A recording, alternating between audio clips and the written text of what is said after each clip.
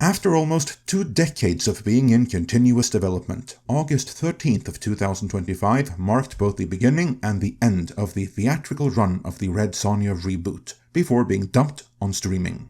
While many will have a laugh at that, and at the movie's expense, the fact of the matter is that many bullets were dodged over the course of its tumultuous development. Let's look back at the making of Red Sonja, and the movie we almost got instead of this one.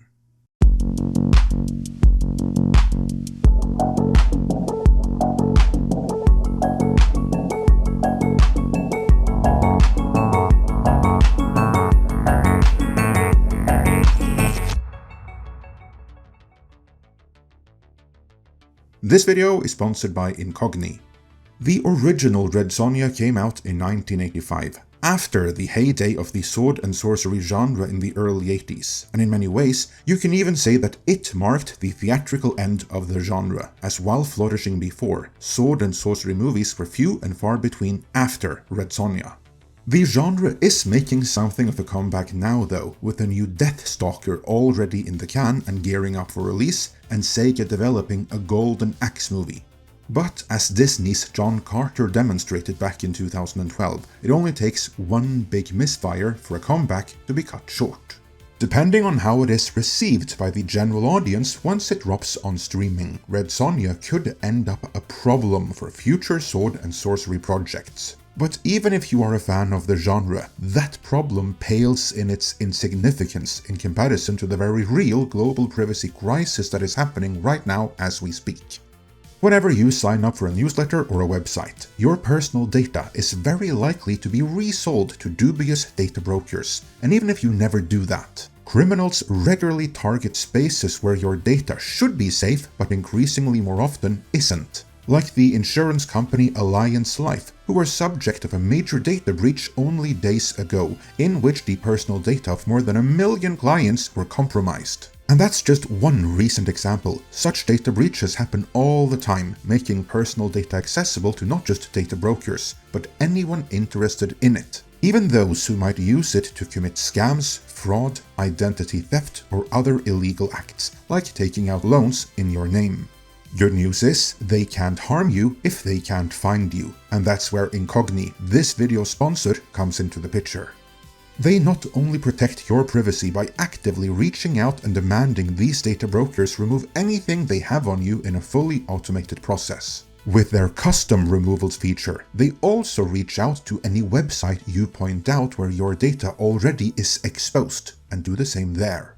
There are a number of other parties of various repute in the personal data removal space, but Incogni is the first and only to receive independent third-party verification from Deloitte for actually removing personal data from hundreds of data broker sites and private databases, sending regular follow-ups and tracking real confirmation responses.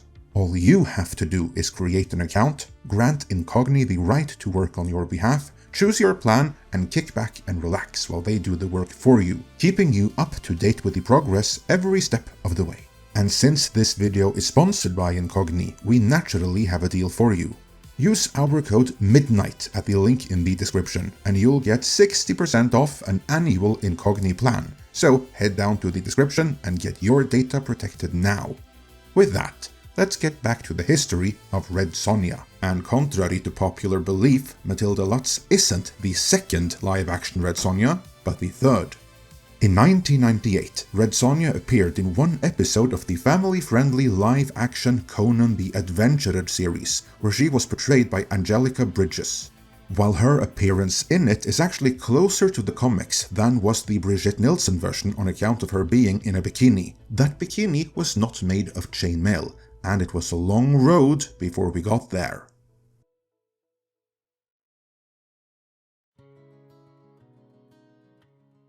Avi Lerner's production company Millennium Pictures acquired the movie rights to Red Sonja around 2006, and they assigned the property to director Robert Rodriguez.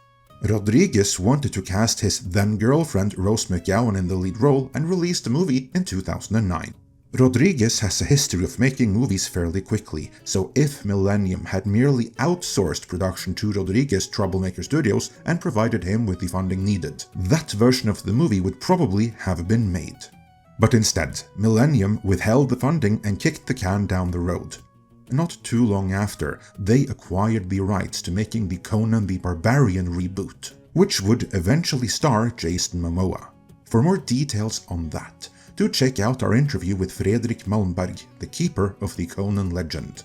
But when they had acquired the Conan rights, Red Sonja was put on the back burner, as they wanted to see how Conan worked out for them first. While they waited, Rose McGowan was reportedly in a car crash, which left her with permanent nerve damage in one of her arms.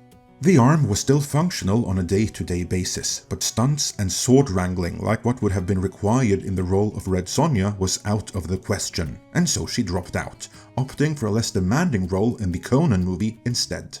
Millennium then wanted Megan Fox to replace her as Red Sonja, but she never signed on, and Robert Rodriguez eventually dropped out. Millennium then hired Con Air and eventual Expendables 2 director Simon West to helm the movie, and Avi Lerner had his sights set on Amber Heard to take on the role of Red Sonja. And yes, this was before the trial. But then their Conan reboot underperformed in a big way, and in the aftermath of that, the Red Sonja movie also fell apart, for the time being.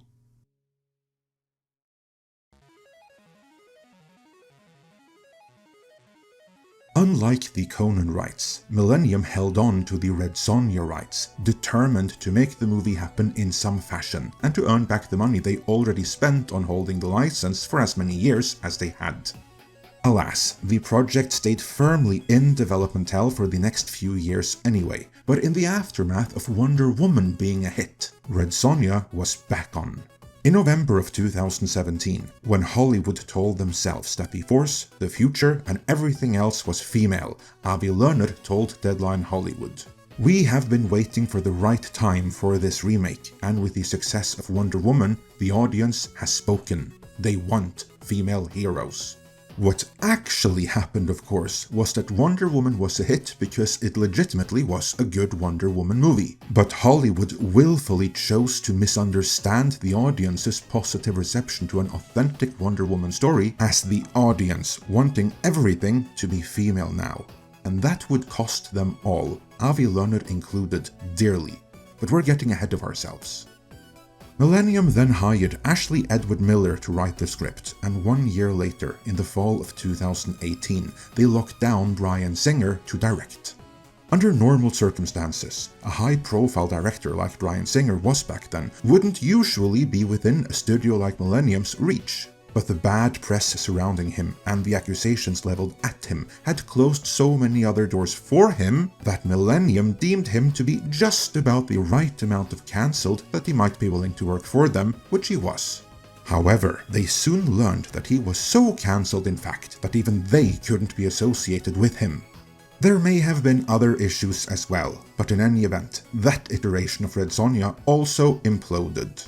So, after millions spent in development and on licensing fees across more than a decade, it was back to the drawing board. And that was when they went really, really woke.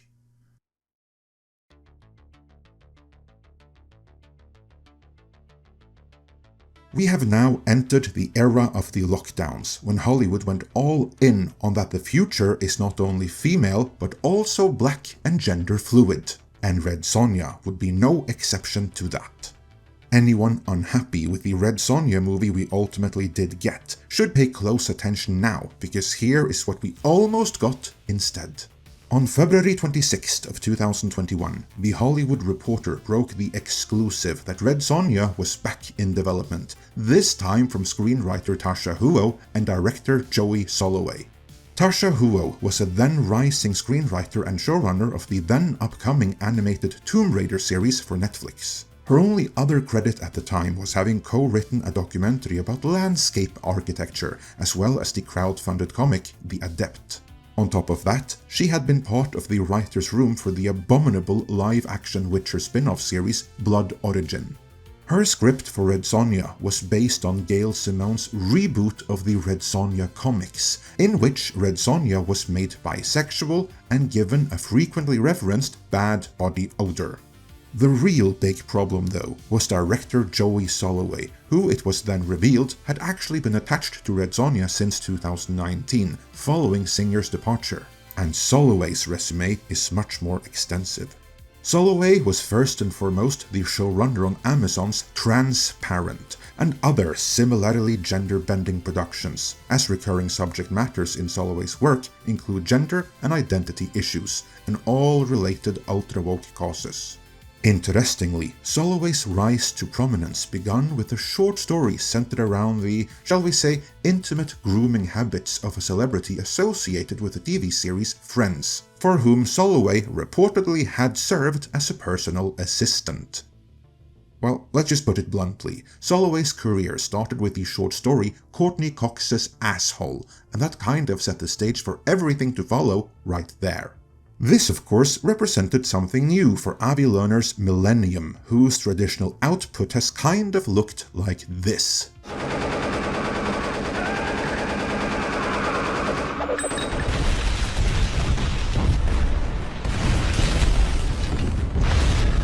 As a contrast to that, Soloway's version of Red Sonja would be all about genders and the message, and Millennium went along with it because what better way to sell the movie in that era? To top it off, on May 5th of 2021, Hannah John Kamen of Ghost from the MCU fame was cast as the Black Red Sonja, and concerned fans were assured that there would be no chainmail bikini in order to combat the deeply problematic male gaze. This was going to be a Red Sonja for the current year and for the modern audience. And thankfully, the whole thing imploded from there, with both director Soloway and Hannah John Kamen leaving the project inside 1 year of being announced. If you like that, and the information presented in this video, then please smash that like, hit subscribe, and let's hear what you think about this possible version of the movie in the comments.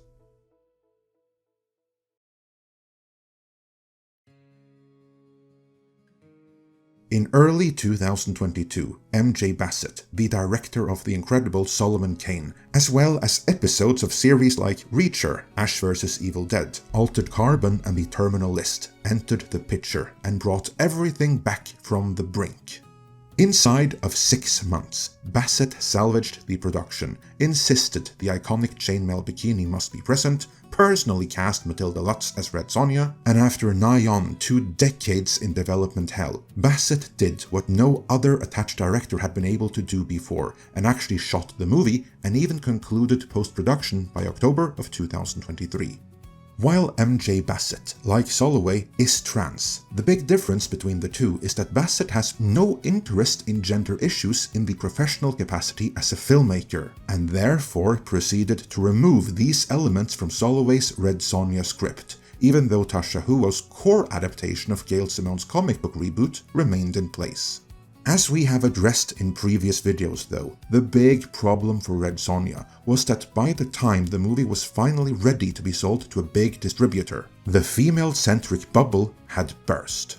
By then, the audience of the world had clearly demonstrated, many times over, that they had never asked for everything to be made female-centric in the first place, and they were done with it.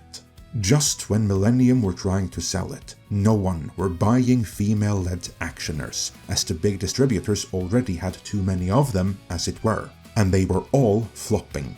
Like Solomon Kane before it then, Red Sonja was picked up by lesser distributors without the capacity for wide theatrical release, which is why it only got a limited 1-day release in select theaters before being dumped onto streaming. While Red Sonja in the end probably would have been better off waiting a few more years before being made, till the audience is more open to female-led actioners again. Audiences everywhere should appreciate what a bullet dodged this version of Red Sonja is compared to the version we at one point were lined up to get. Knowing this, are you more appreciative of the movie we got? Or would you have preferred the Soloway version? Let me know in the comments, and before you go, remember to protect your data. Use our code MIDNIGHT at the link in the description, and you'll get 60% off an annual Incogni plan.